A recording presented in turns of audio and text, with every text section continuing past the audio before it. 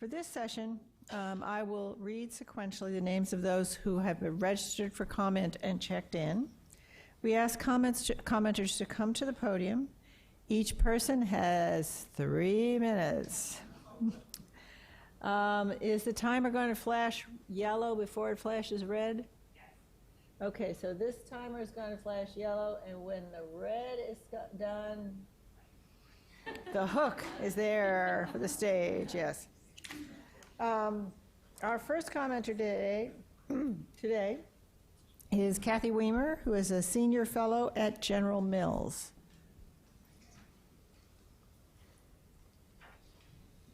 And we don't start the clock till you get here, so. Oh, okay. Don't worry. You don't need to run. You don't need to run. Thank you. Okay. Hello and thank you. I'm very pleased to be here today on behalf of General Mills. The WIC program has successfully demonstrated positive health outcomes for women, infants, and children. And General Mills has strongly supported the WIC program for over 35 years and has eligible foods across 4 different categories. Today, I'm going to highlight our core recommendations that encourage positive change to the WIC food package. First, breakfast cereal and yogurt are important nutrient-dense choices aligned with the 2015 dietary guidelines. They provide whole grain and dairy, 2 food groups to encourage, and key nutrients of need. Both cereal and yogurt are widely available, culturally appropriate, and commonly consumed. While there's a wide array of options within these categories with varying levels of sweetness, the dietary guidelines highlight that healthy eating patterns can accommodate nutrient-dense foods like cereal and yogurts with small amounts of added sugars. Second, the dietary guidelines recognize that 8 grams of whole grain is dietarily significant and acknowledges that most Americans do not meet the daily whole grain recommendation of at least 3-ounce equivalents. We urge the committee to require that every WIC-eligible breakfast cereal contribute a minimum of 8 grams of whole grain to align with the whole grain-rich criteria in other USDA feeding programs. Third, the addition of yogurt has been widely applauded and accepted by WIC participants as a partial substitute for fluid milk. We urge the committee to require the addition of vitamins A and D in WIC-eligible yogurts. The WIC population has been shown to have inadequate intakes of many of the nutrients provided by dairy foods, including calcium, vitamins A and D. The dietary guidelines also recognize several of these as shortfall nutrients. Many yogurts are already fortified with vitamins A and D, making it a practical requirement given WIC's status as a supplemental food program. Fourth, encourage low-fat dairy consumption by increasing the flexibility within fluid milk substitution by allowing an additional quart of yogurt per month. According to the Alterum Institute EBT study, milk is among the lowest redeemed WIC foods. Participants may opt not to fully redeem their fluid milk benefit for such reasons such as lactose intolerance or cultural preferences. Yogurt could play an important role in encouraging dairy intake. We also recommend providing yogurt in the WIC food package for infants over 6 months of age, which is supported by key pediatric associations. Finally, we strongly encourage the committee to increase flexibility by allowing up to package sizing to expand product availability and participant choice. As an example, the WIC program should allow not only 32-ounce yogurt tubs, but also 4 to 6-ounce cups because of their widespread availability and popularity among consumers. In summary, we believe the committee has a tremendous opportunity to enhance the nutritional contributions of the WIC program and decrease its complexity to better serve participants. Thank you very much for your time.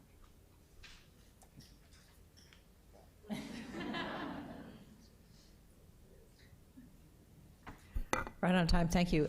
Before you sit down, are there any questions from the committee? Shannon. Extra steps, right? The comment you made about the package sizing for yogurt. Talk to us about cost, please. Certainly.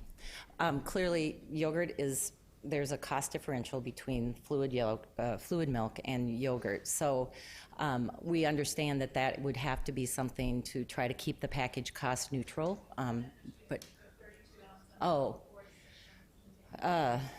I'm not going to be able to give you the exact distinction. You're saying on a per ounce basis, for example? Would that be your question? I heard the recommendation, I think clearly, that Right. allowing more options, and from my read of the current federal Right. rule, there is not a restriction for states in doing that this minute.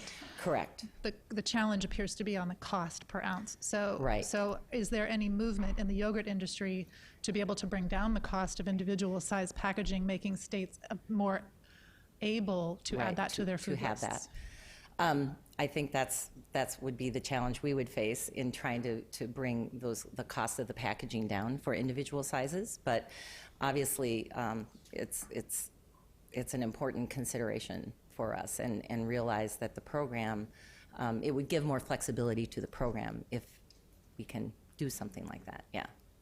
Thank you. Mm-hmm. Any others? Thank you. Our next speaker is Cecilia Richardson, who is a nutrition program director at the National WIC Association. Welcome back.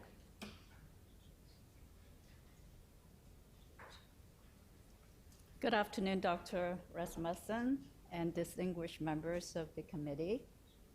The association has previously testified and presented written comments for your consideration, and several of our members have actually participated in important review panels. I applaud you for the deliberative process you have employed during your review of the WIC food packages and your diligence in considering the broad range of criterion that impact the shape, form, and content of the food packages. When our then Board of Directors Chair Janet Jackson Charles addressed you in Irvine, California, she reminded you of the important context within which you are called to this work. In this final comment opportunity, I would like to impress upon you those important considerations. WIC is first and foremost about families. When mothers, caregivers, and the families turn to WIC, they do so because they are experiencing economic, personal, family, and environmental crisis. They come to us vulnerable, often desperate for someone who will listen, care, and affirm them as good mothers. When a mother walks through our doors, we know that WIC has a decent, meaningful opportunity to partner with her to improve her childbirth outcomes and her young children's health, growth, and development. As importantly, we can assure her that by giving her children a healthy nutrition leg up, she's helping prevent a lifetime of health problems, and her children will enter school ready to learn. You're all aware that WIC has experienced significant decline in participation. WIC's ability to attract participants rests in no small part on the real and perceived value and quality of the food packages. What you do here assure that WIC families receive the best science-based nutrition options, and how your recommendations are implemented can make or break our efforts to recruit and retain WIC mothers and their children. WIC's role as the nation's premier preventive public health nutrition programs require healthy, attractive, robust food packages to keep families coming through our WIC clinics. So NW is confident that our improved food packages, coupled with nutrition education and enhanced breastfeeding counseling and support, are contributing to improved health of mothers and young children. We look forward to your recommendations to further improve the WIC food packages to help support mothers so that we can continue to make a real difference in their children's futures. Thank you.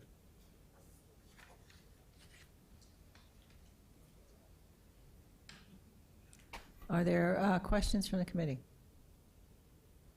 If not, is there anything specific that the National WIC Association thinks should be done to improve participation?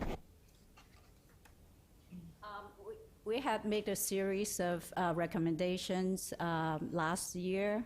There were 3 written comments that we have provided to the committee, and we just hope that you would give those recommendations serious consideration. Yes. Thank you very much. Our next speaker is Darlena Birch, a public health nutritionist, also from the National WIC Association. That's probably an error. Probably an error. Okay. No, Darlena Birch. All right. Rachel Bassler, Senior Manager, Nutrition Communications from the Egg Nutrition Center. Thank you.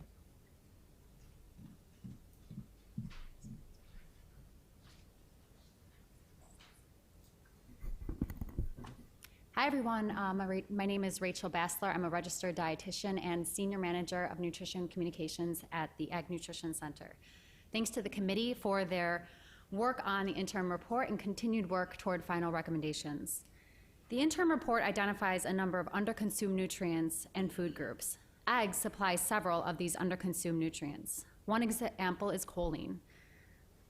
Under new Food and Drug Administration rules that will establish a daily value for choline, eggs will supply about 1/3 of daily needs. As a result, once the rule takes effect, eggs will be considered an excellent source of this nutrient, which is important for fetal development, among other things. The committee identified choline deficiency as a specific health risk for the WIC population. Another example is vitamin D. Eggs are now a good source of vitamin D. They may be slightly under the good source level when the new FDA rule takes effect because the daily value will go up. But of course, the amount of vitamin D in eggs will stay exactly the same as it is now. Eggs are also a good source of protein, which is identified as underconsumed by women in the WIC program. In addition, eggs supply small amounts of some other nutrients that the committee highlighted, including potassium, vitamin A, and iron. The interim report also states that women in the WIC program underconsume the protein foods group.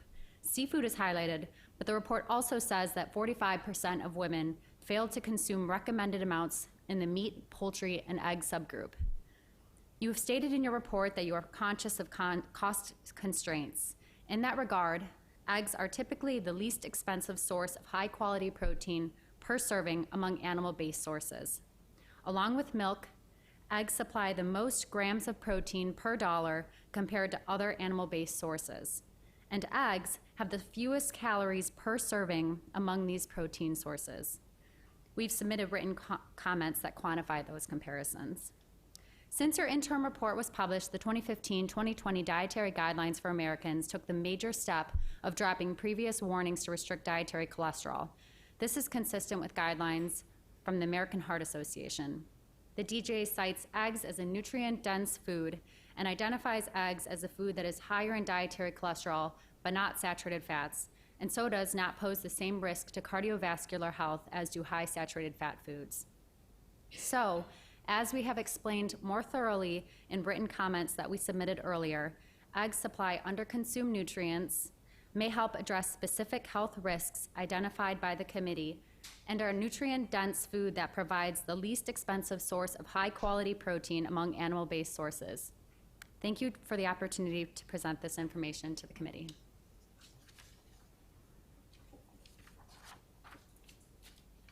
Are there any questions from the committee? If not, thank you so very much.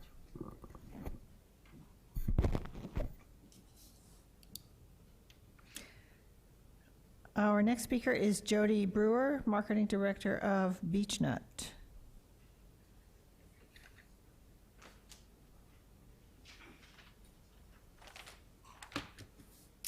Thank you. I'm Jody Brewer, and on behalf of the Beechnut Nutrition Company, I'd like to share some data supporting a recommendation to add additional CVB in addition to the current baby food package, not in replace of it, even at older infant stages. We have found that infants today simply aren't eating enough fruits and vegetables, and the proposed changes could unintentionally widen that gap. The reality is, most moms, especially WIC moms, don't have the time to fill this void by making their own baby food. Infant nutrition peaks during the baby food window of 6 to 8 months and then declines. NHANES data shows us that by the age of 12 months, less than 30% of infants eat vegetables, and most of that is coming from potatoes. Perhaps even more startling is more than half of the infant's fruit intake comes from juice, which sometimes lacks fiber and nutrients found in whole fruit. But baby food, including Beechnut's Naturals line, helps moms fill these nutritional gaps. Baby food is the #1 source of fruits, vegetables, and whole grains until 9 months of age, and it's an important option for all moms.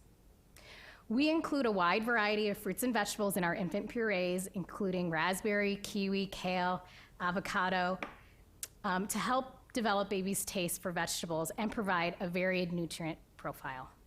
Each jar of our naturals provides half a cup of fruit and vegetables, helping infants get one step closer to the recommended 2 cups a day.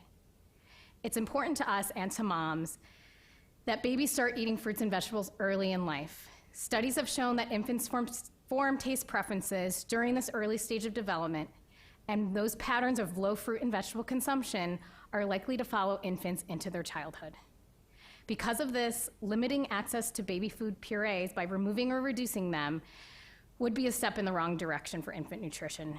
It's true that not all WIC vouchers are being redeemed, but this is partly attributed to the lack of selection of WIC-eligible baby foods as babies age. Stage 3 has appropriate textures for older infants and give moms more solutions to achieve the desired levels of fruits and vegetable intake as baby develops. Also, some baby foods are perceived as runny and watery, which doesn't appeal to moms. Our Naturals line is trying to change that. We don't add water and we minimally process, resulting in more real food texture. We've worked hard to make this new line WIC eligible and is currently in 24 states. In summary, we encourage WIC moms to use more jarred baby food, not less, because it helps them deliver more balanced nutrition in a convenient way. We believe all babies deserve real food and good nutrition, and removing baby food jars from the WIC package is removing an important source of fruits and vegetables for infants. We should be providing parents with strategies to transition to and from baby food, strategies that can help parents set their children up for success sooner and for the long term. Thank you for the committee for allowing these comments.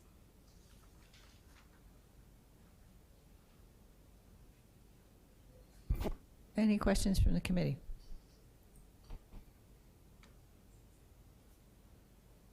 Thank you. It's been a while since I've been in the, been looking for baby food, but when I wander the aisles, I notice that the types of containers has changed quite a bit. And you're introducing a new line, or increasing the line of natural baby foods. And I was wondering, are they in both jarred and pouches, or are you moving more toward pouches?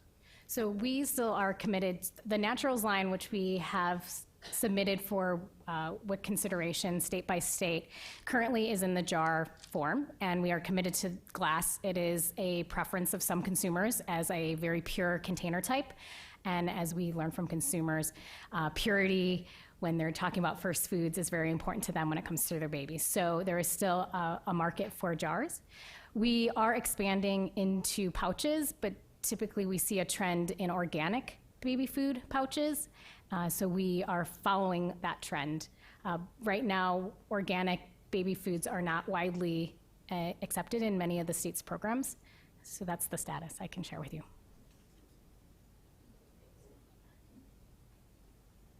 Okay. Our next speaker today is Stephen Etka, who's a consultant with the National Co-op Grocers.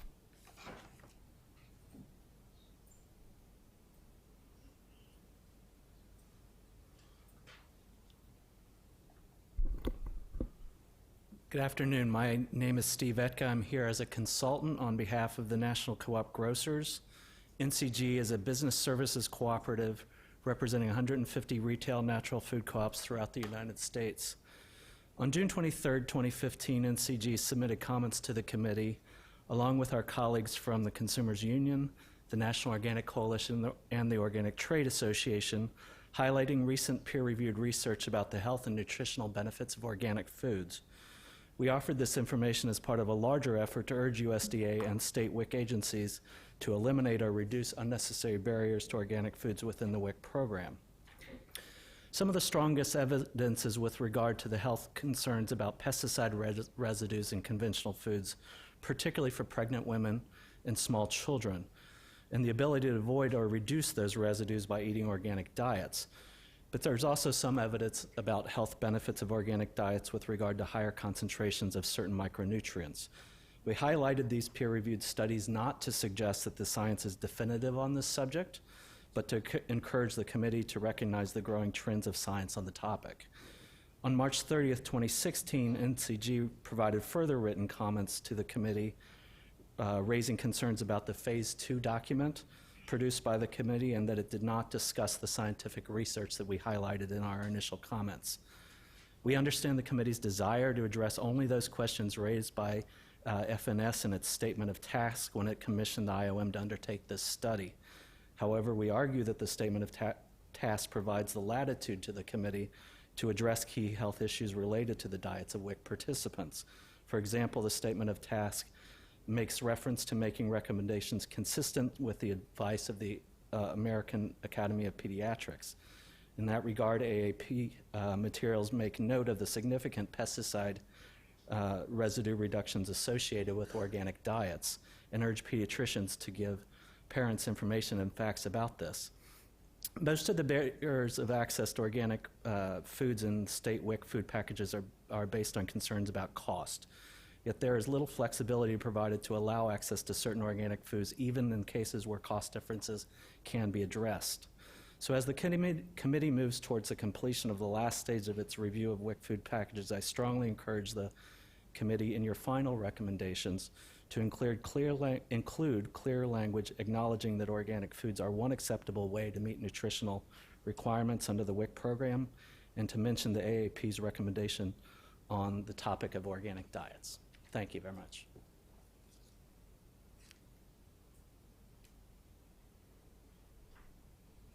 Are there questions from the committee? Seeing none, thank you so very much. Our next speaker is Randy Green, a principal from Watson Green LLC.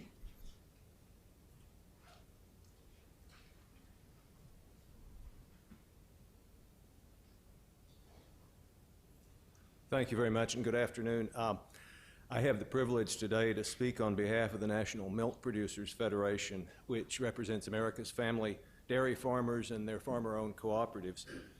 And both the committee's interim report and the newly issued dietary guidelines provide strong support for dairy's role in the WIC program, and I think the committee is well aware of that. What I would like to spend just a couple minutes on is what seems to have happened to WIC milk sales since 2% milk was removed from the program starting in fiscal 2015.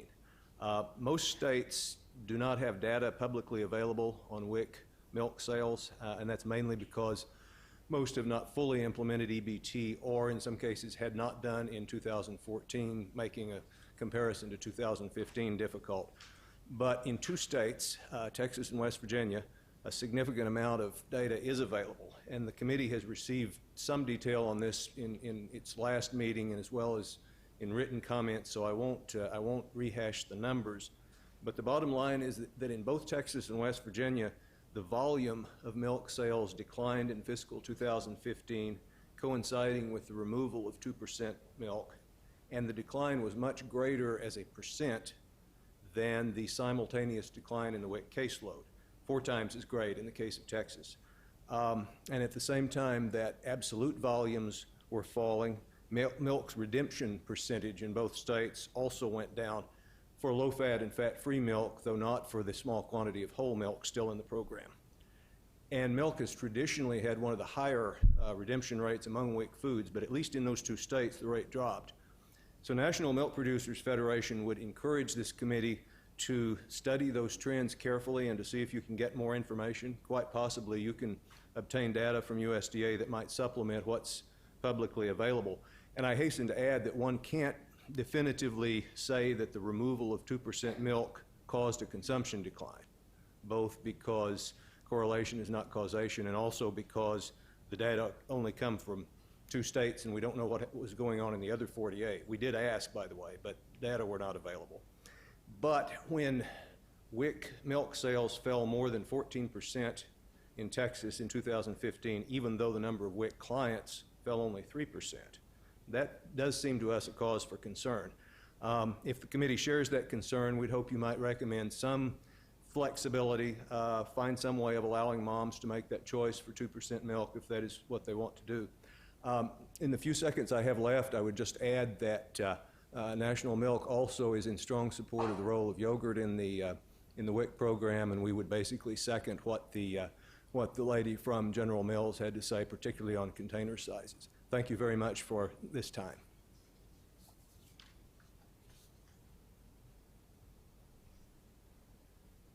Any questions for Mr. Green from the committees? No, thank you so much. Next up, we have comments from Emma Gregory, Manager of Regulatory and Technical Affairs for the American Frozen Food Institute.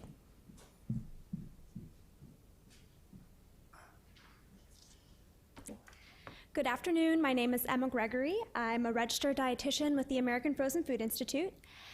We want to thank you for the opportunity to provide comments today. Our members are very passionate about increasing fruit and vegetable intake in the U.S., and because of this, we request that the committee recommend that USDA require states to authorize the use of the fruit and vegetable cash value voucher for all forms of fruits and vegetables, particularly frozen. The federal definition of the authorized fruits and vegetables that can be purchased with a CVV already includes frozen, dried, and canned forms. However, states are required to offer fresh fruits and vegetables, but only have the option to include the other forms. 14 states still do not allow frozen, and 12 still only allow fresh.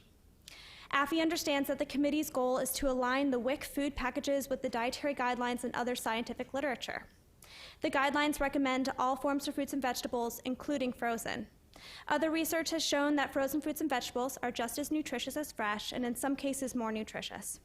When the nutrient content of a variety of frozen produce was analyzed, frozen items contained an equivalent or greater value of many vitamins and minerals, including vitamin C, calcium, iron, and fiber, when compared to fresh items. AFI also understands that according to the committee's criteria stated in the recent interim report, that to correct nutrition inadequacies, future foods in the WIC packages must be available in forms suitable for low-income populations. According to our Share Our Strengths report on low-income families' efforts to plan, shop for, and cook healthy meals, there are multiple barriers to eating for low-income families. Some of these include price, time, conflicting schedules, and knowledge about frozen and canned fruits and vegetables. There are many various ways that the frozen fruit and veggies address the unique needs of the WIC population. First, frozen foods fit into the WIC budget. A recent Economic Research Service report showed that a family of 4 could stay within the low-cost, thrifty food plan and eat a large variety of fruits and vegetables by utilizing canned, frozen, fresh, and dried varieties. ERS reports that neither fresh nor processed products turned out to be consistently less expensive. For example, frozen raspberries are less per cup than their fresh counterparts. In this way, frozen foods allows WIC participants to access fruits and vegetables that may not otherwise be in season or available in their region. Second, frozen vegetables can make meal preparation easier. For example, pre-cut, ready-to-cook, steam and bag frozen vegetables can help WIC mothers get their vegetables on the table quickly. Third, encouraging frozen foods may have the potential to cut down on food waste and therefore cut down on wasted WIC benefits and potential nutritional benefits. A 2008 analysis of food waste showed that a higher amount of fruits and vegetables is wasted, higher amount of fresh fruits and vegetables is wasted compared to processed fruits and vegetables. According to a research conducted by the Frozen Food Foundation, 72% of participants said they would be willing to purchase frozen food in an effort to reduce food waste. Thank you for the opportunity to provide comment on the committee's review of WIC packages, and feel free to contact me later with more questions as well. Are there questions from the committee? Thank you so much. Okay, our next speaker is Sanjay Gamala, Vice President of Regulatory and Technical Affairs from the National Yogurt Association. Thank you and good afternoon. My name is Sanjay Gumala, and it's a privilege to be here on behalf of the National Yogurt Association and its members. Thank you again for the opportunity to provide these comments. While we're excited that over the past year, states have been able to include yogurt in the WIC package, we feel that this alone will not be enough to scale up consumption of dairy to levels recommended in the 2015 dietary guidelines. There continues to be barriers to increasing dairy intake and to consuming the yogurt that women are entitled to in their packages. First, we ask that the committee recommend an increase in the amount of yogurt that may be substituted for milk each month, more than the current 1 quart per month limitation. According to the Altarum Institute, less than 38% of families redeemed all of their milk benefits. In some populations, only 25% redeemed these milk benefits. By these numbers, it is clear that increasing yogurt as an alternative to milk, a popular dairy choice, will not threaten fluid milk intake, but complement it and be another tool to increase overall dairy intake. In order to further increase dairy intake and optimize the use of yogurt in the WIC package, we also ask that the committee provide guidance to states to include all sizes of yogurt, including single-serve in WIC food packages. Single-serve yogurt, the container size that most of us prefer, is also what WIC moms prefer. The benefits of the single size are numerous. They offer moms convenient access to a healthy option, a significant driver of food choice, and also has more diverse flavors than quart sizes. They may alleviate spoilage concerns and support self-feeding toddlers. We understand that states may be concerned about the cost of single-serve, but it is also important to consider that frequent promotional pricing of single-serve and the reduced cost of multi-packs may render these options the more economical choice. Furthermore, yogurt is a nutrient-dense product, so as a cost per nutrient consumed, this may also bear well. We understand that USDA does not require yogurt to just be offered in quart size only. However, 24 out of the 29 states that currently authorize yogurt still only offer the quart size. There are several possible reasons for this. First, USDA often refers to the quantity of the allowable yogurt substitution as a quart, possibly misleading states to believe that quart sizes is all that they can offer. Second, the 32-ounce quantity of yogurt that can be redeemed is inflexible and not matched to how the various container sizes that are available in the market can be combined.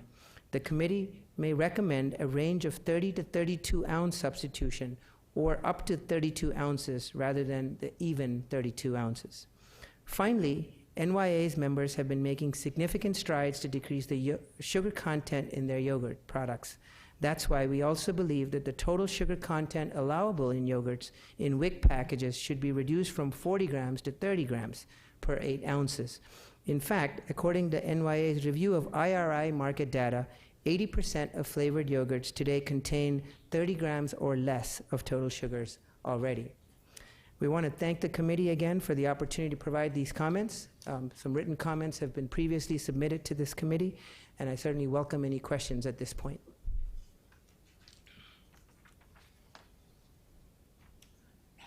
With that, Lita, are there questions from the committee? Seeing none, thank you so much. Our next speaker is Melanie Hall from the National WIC Partnerships.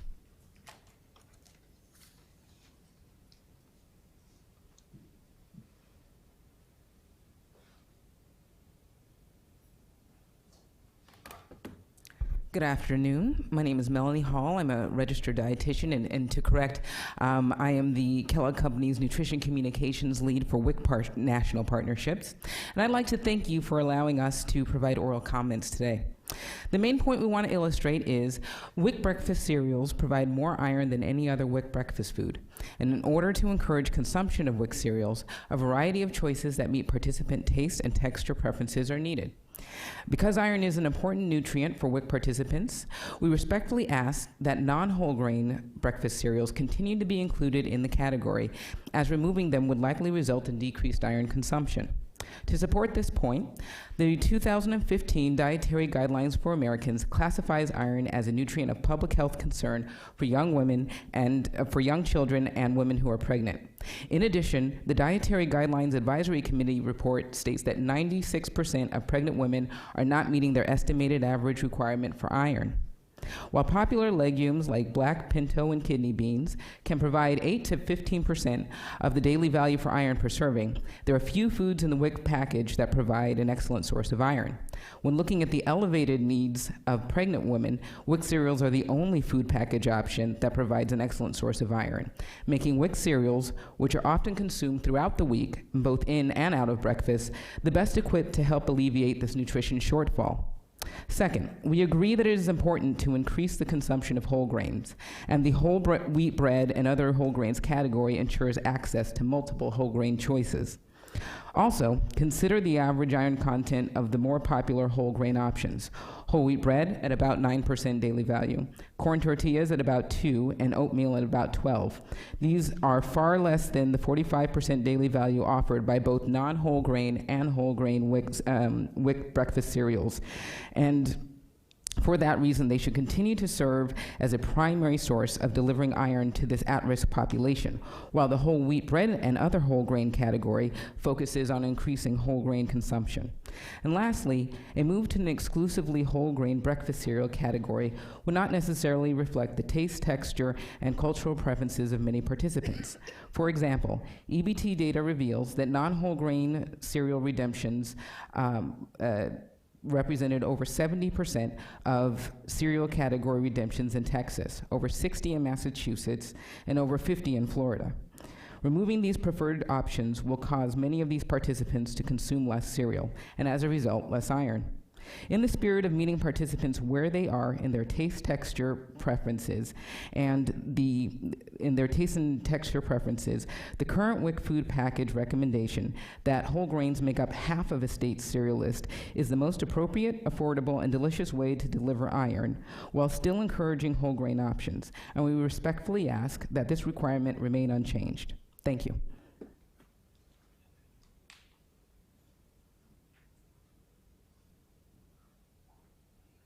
Are there questions for the speaker? Thank you so much. Okay, our next speaker is Casey Lewis, Health and Nutrition Lead for Welch's.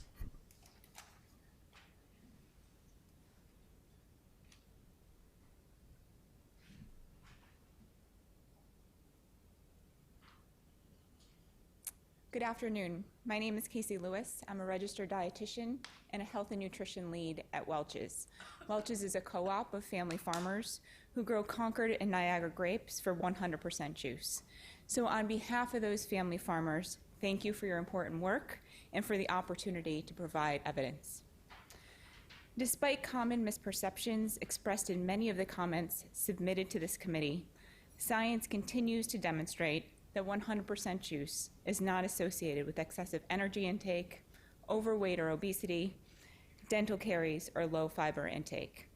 This has been acknowledged by both the 2015 Dietary Guidelines Advisory Committee and this committee in its interim report. In addition, there is no evidence that suggests removing or reducing 100% fruit juice in the WIC package would lead to families choosing more whole fruit or enjoying healthier diets. In fact, data suggests the opposite is true. Modeling data and market research conducted with WIC families suggests that without access to 100% fruit juice, these families are less likely to meet daily fruit goals and are more likely to consume less nutritious sugar-sweetened beverages. These data and the findings specifically have been submitted as written comments to the committee. The scientific evidence is clear. Most WIC participants don't eat enough fruit every day, and 100% juice helps people get closer to meeting daily fruit recommendations without compromising whole fruit intake. As the dietary guidelines state, Americans, including WIC families, are consuming juice in moderation and eating more whole fruit. In fact, children ages 1 to 8 are the only population today that are meeting total fruit intake, and that's thanks to the fact that they're balancing whole fruit with 100% juice. 100% juice is a nutrient-dense beverage. It improves overall diet quality and nutrient intake, including vitamin C and potassium, which are vital to the health of WIC families. Finally, WIC families tell us that 100% juice is an affordable, convenient, accessible, and well-liked form of fruit that plays a crucial role in helping them add produce to their diets. Removing or further reducing 100% juice in the WIC package could have serious unintended consequences on public health. A wider fruit consumption gap, higher nutrient deficits, and increased intake of sugar-sweetened beverages. The 2015 Dietary Guidelines Advisory Committee stated that 100% juice plays a role in a healthy diet as a fruit serving and primary beverage choice with no added sugar. I encourage this committee to extend the science-based recommendations of the dietary guidelines and continue to include 100% juice in the WIC package at current levels to give families practical ways to benefit from the nutrition that fruit provides. Thank you.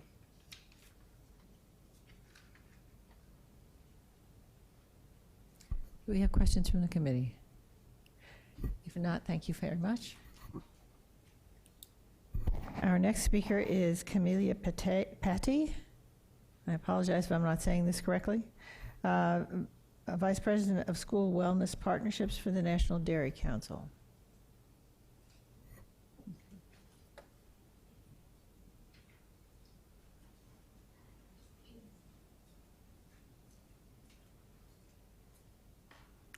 Good afternoon. I'm Camellia Patey. I am a registered dietitian and with National Dairy Council, and I want to thank you for the opportunity to offer the following comments about the role of dairy foods in healthy eating patterns for your consideration.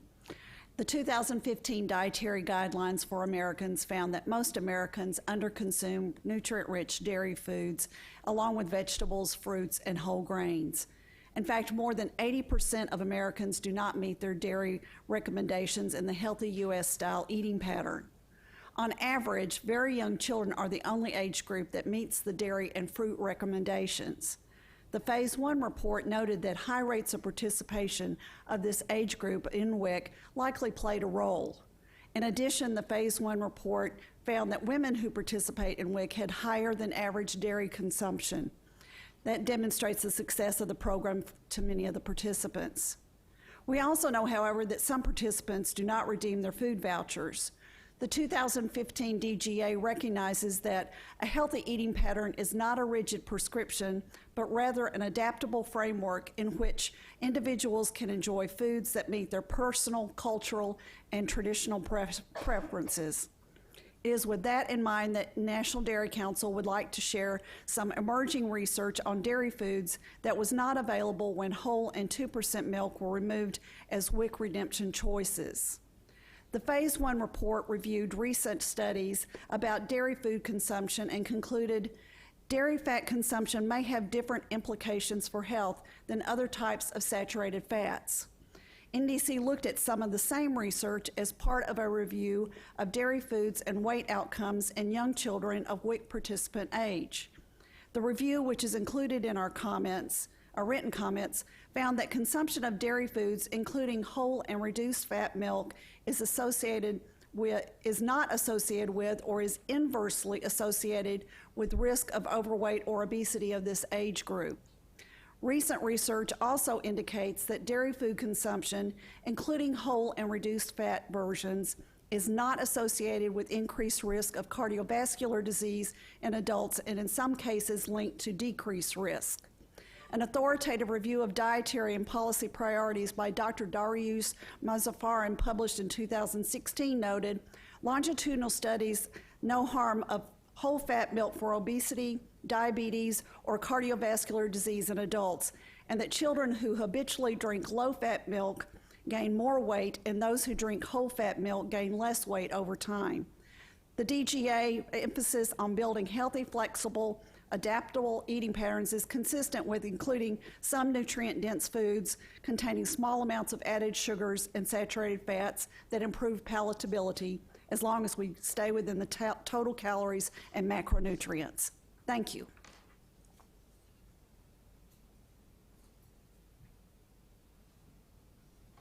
Are there questions from the committee? If not, thank you so much. Our next speaker is Susan Pitman, partner in Food Minds, LLC.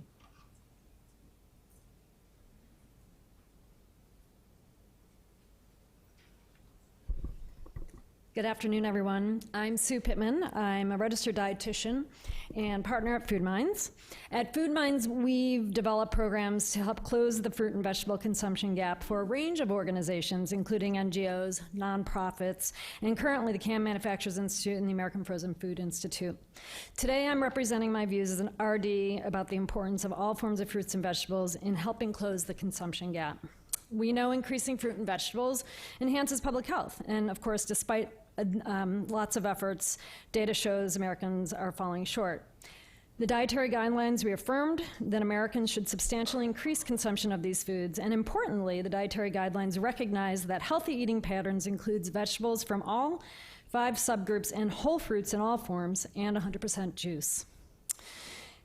Studies show Americans rely on all forms to get fruits and vegetables in their diets. A survey of consumers conducted by Food Minds for CMI found that more than half of respondents believe canned fruits and vegetables are important in helping prepare convenient, nutritious, and affordable meals.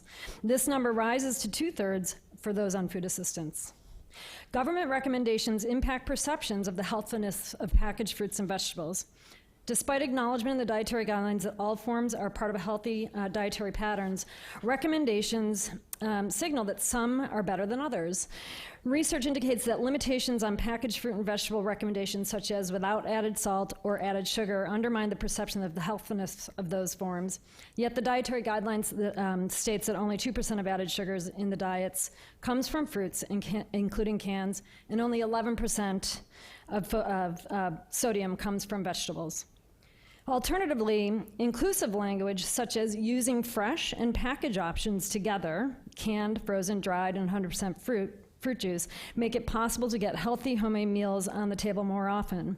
This language, when tested with consumers, increases consumers' intent to purchase packaged fruit and vegetables without decreasing their intent to purchase fresh produce.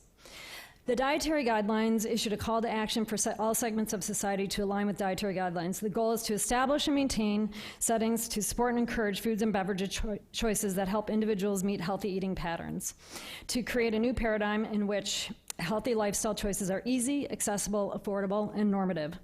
The intent of the WIC food package is to align with the dietary guidelines. It's an ideal opportunity to adopt the DGA call to action and make all forms of fruits and vegetables available, consistent with key recommendations in the DGA, enhancing understanding of their role in healthy eating patterns. And ideally, this will increase opportunities and reduce barriers to fruit and vegetable consumption. It seems prudent that the WIC food package require that all states authorize the use of canned vouchers for fresh produce and packaged fruits and vegetables. Thank you very much.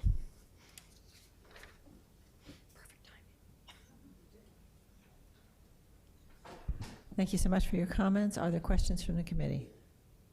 If not, we will move on to Elizabeth Pavonka, President and CEO of Produce for Better Health Foundation.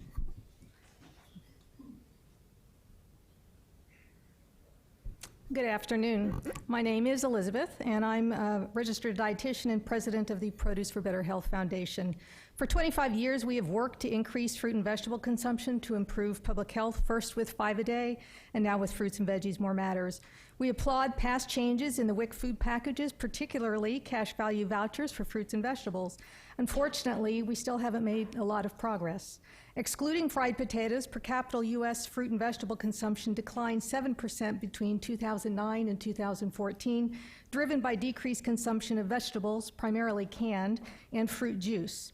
We offer these comments to help increase fruit and vegetable consumption. First, keep 100% fruit juice as part of the WIC food package, separate from cash value vouchers. Juice can be an easy and nutritious way to include more fruit into the day. In fact, the latest dietary guidelines indicate that 100% juice can comprise up to half of daily fruit.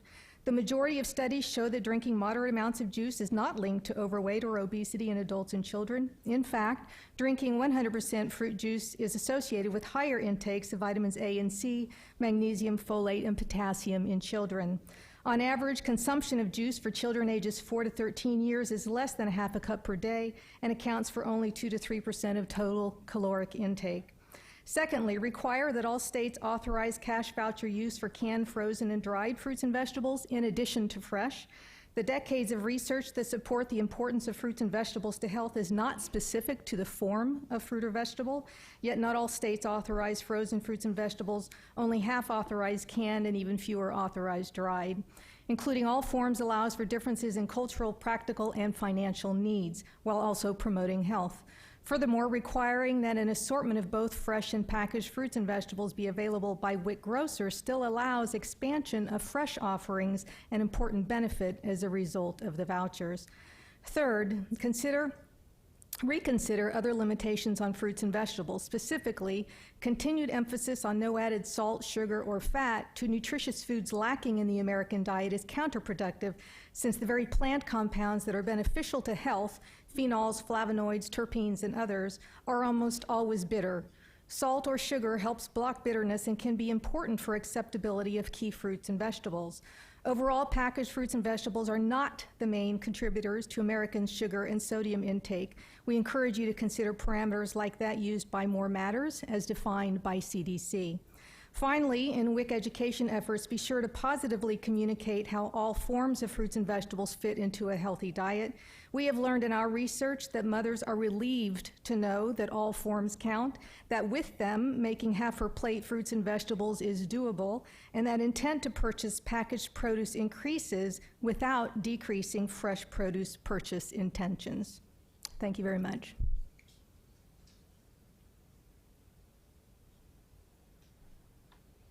Questions from the committee? Thank you very much. Next up is Nicholas Pyle, who is president of Pyle and Associates.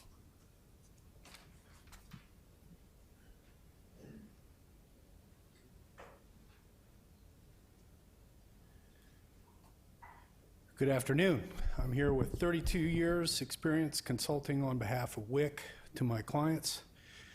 I'm here on my own, not in any specific capacity for our clients. To prepare, I reviewed the NWA food package position paper, specifically their recommendations regarding 100% juice. In the supporting table, a compelling case is made as to the important role of fruits and vegetables in the diet, but clearly nothing to support their recommendation for changes to juice in the WIC food package. In the April workshop, the dietary guidelines and NHANES presentations illustrated fruit consumption drops precipitously at age 5, coinciding with the end of the WIC food package. Furthermore, we learned that fruit and vegetable consumption experiences a similar cliff-like drop at 12 months as the jarred puree from WIC benefit ends. These two presentations showed us that 2009 changes to the WIC food package failed to increase fruit and vegetable consumption in the WIC age demographic. For me, the highlight was on one of the panel discussions when Lindsay Rogers, Texas WIC director, confirmed the critical role of juice in the WIC food package is largely responsible for the high fruit consumption levels found in the WIC ages. Throughout the workshops, we heard sound science presentations debunking the evil myths about 100% juice causing dental caries, childhood obesity, non-nutritive, empty calories, etc.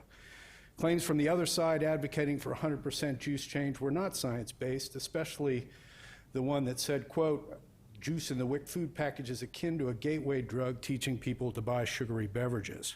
Frankly speaking, if you take the 100% juice away, that will drive the WIC income demographic towards more sugar-added beverages.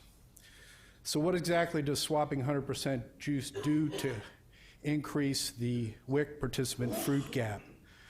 On Monday at Safeway and Harris Teeter, we looked at fruit and vegetable buying power, the equivalent of 2 64-ounce bottles of 100% juice.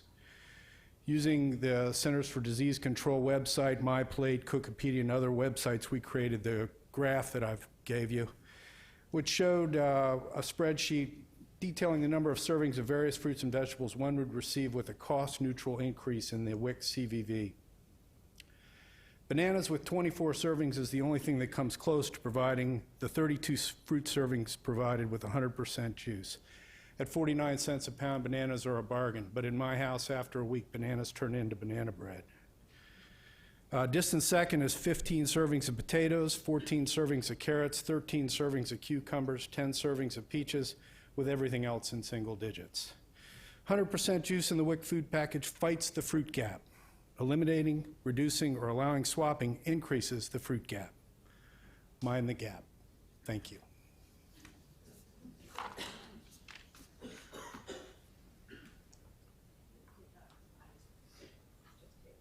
Sorry. Questions from the committee? If not, thank you so much. Our next speaker is Jeanne Blankenship, Vice President of Policy Initiatives and Advocacy for the Academy of Nutrition and Dietetics.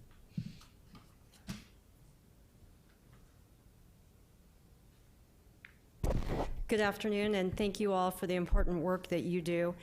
The Academy of Nutrition and Dietetics is pleased to present oral testimony as you complete your review of the WIC packages. The Academy represents over 100,000 credentialed nutrition professionals nationwide, many of whom administer and provide direct nutrition education to WIC participants. I myself am a formal local agency WIC director and registered dietitian nutritionist. The Academy is committed to improving the nation's health, and we believe that WIC is a critical component to that objective. As you may recall, the Academy was very supportive in the last review of the food packages and the significant changes that were made. As nutrition science continues to evolve, public health officials can more accurately identify and recommend foods to fill gaps in diet quality. The long-lasting impacts of inter- and preconception and prenatal nutrition status position WIC as the most logical public health program to improve nutrition and health status in this population. We support modifications of the WIC package that will help to continue to fill nutritional gaps. In general, we recommend continuing to formally evaluate and monitor the nutrition risk factors for the WIC-eligible population and the inclusion of foods that supplement specific nutrients in the package. Aligning the dietary guidelines recommendations for mothers and children over 2, and ultimately incorporating the recommendations from the anticipated 0 to 24-month guidelines currently under development. Supporting and incentivizing breastfeeding by increasing the cash value voucher for fully breastfeeding women, above that for non- or partially breastfeeding women. Identifying ways to increase dairy or dairy alternative consumption in children to increase vitamin A and vitamin D intake. Examining state policies for implementing CVV redemption and providing education and technical support to both participants and retailers. And finally, because of changes in the food industry, demographics, and other factors in today's food environment, we recommend adopting ranges of container and package sizes to accommodate marketplace variations so as not to limit participant access or choice. Large containers, while cost-effective, may not be usable by all participants and can result in food waste or even consumption by non-participant members of the family at large. In addition, the Academy suggests that you consider expanding substitutions for special dietary concerns to include food allergies, vegan substitutions for eggs and canned food, and vegetarian substitutions for baby food meats for fully breastfed infants. We ask you to take into consideration flexibility of the food package that focuses on the nutrition health of the participant, as well as an appreciation of modern-day strains on family life and structure. The food packages should allow for increased cultural preference and continue to accommodate variations in living situations, including lack of a permanent nighttime dwelling. Although WIC participants are under economic strain, it is important to recognize they face similar challenges as society in general with regard to balancing work, meal preparation, and family life. Thank you.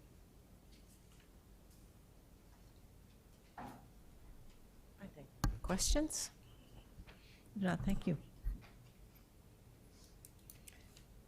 Next is Sarah Sun from the American College of Obstetrics and Gynecology. Am I misinterpreting ACOG? Okay. Sarah Sun. Then our last speaker will be Diane Welland from the she's National Communications Manager of the Juice Products Association.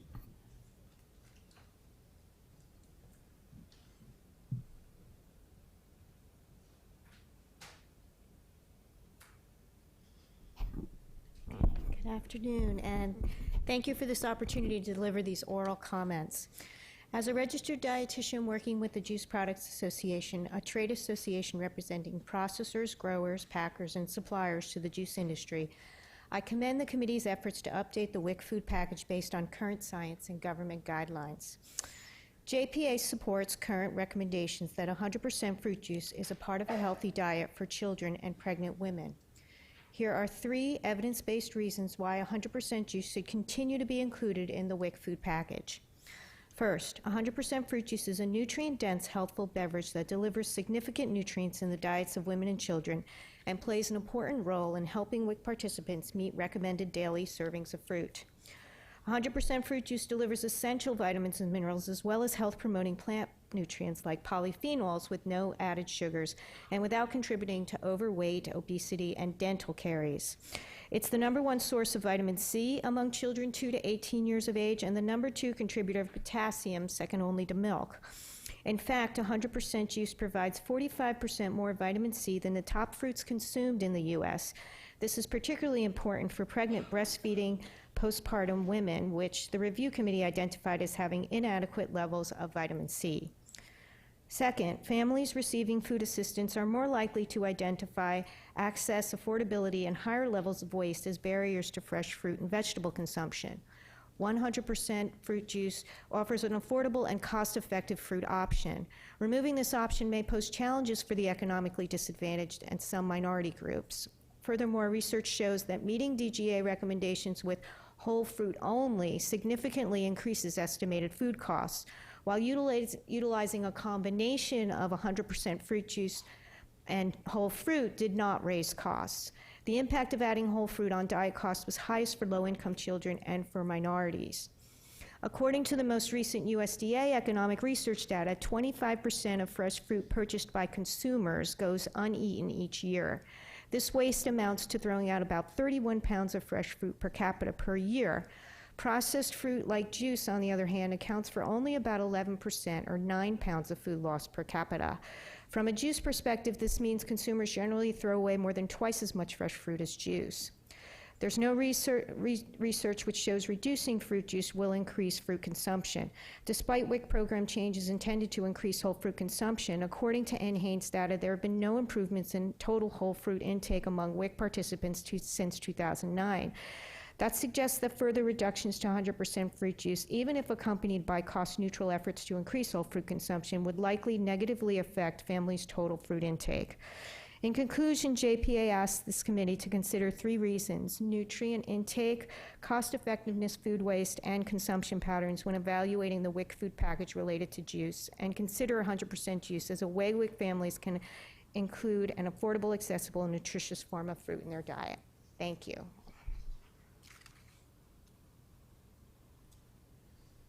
Are there any questions from the committee? If not, thank you.